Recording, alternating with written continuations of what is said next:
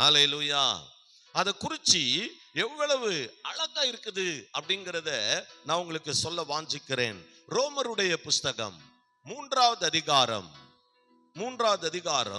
20 31 வசனம் முடிய நாம் வாசிப்போம். இப்படி இருக்க பாவத்தை அறிகிற அறிவு, நல்ல கவனிங்க, பாவத்தை அறிகிற அறிவு நியாயப்பிரமாணத்தினால் வருகிறபடியால். எப்படி நல்ல கவனிச்சு பாருங்க, பாவத்தை அறிகிற அறிவு ஒரு மனுஷனுக்கு எப்படி வருதுன்னா நியாயப்பிரமாணத்தினால வருது. ஹலோ, இருக்கீங்களா? பாவத்தை அறிகிற அறிவு எதனால வருது? நியாயப்பிரமாணம். நியாயப்பிரமாணம் எது? பழைய ஏற்பாடு. அல்லேலூயா. நியாயப்பிரமாணத்தினால வருது.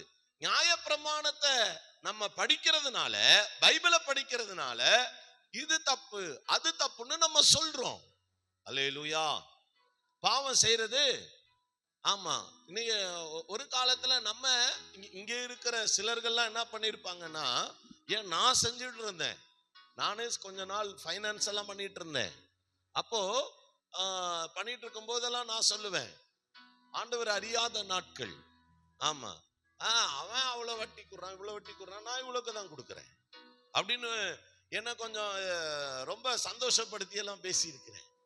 அதுக்கப்புறமேட்டு தான் பைபிள் படிச்சதுக்கு அப்புறமேட்டு தான் தெரியுது, இதெல்லாம் பாவம், தான் பணத்தை வட்டிக்கு கொடுக்கிறதே பாவம் அப்படின்னு அப்பதான் தெரியுது. இப்போ ஒரு விசுவாசம் இல்லாம நீங்க சேர்த்து வைக்கிறீங்க பத்தியலா, அதுவே பாவம் தான். அல்லேலூயா.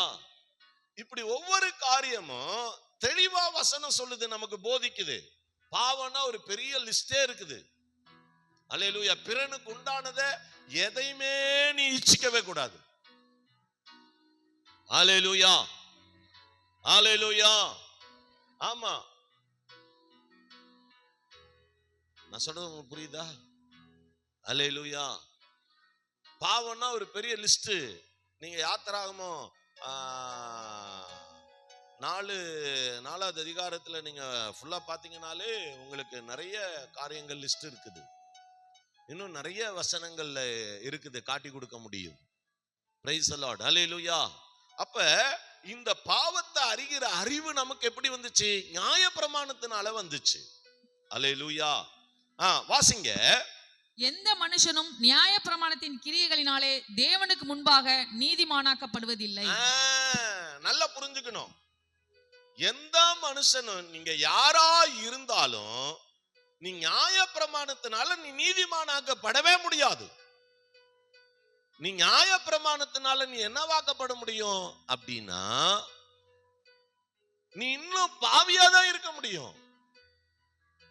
உனக்குள்ளார நீ ஒரு நீதிமானா வெளியில வர்றது கஷ்டம், முடியவே முடியாது.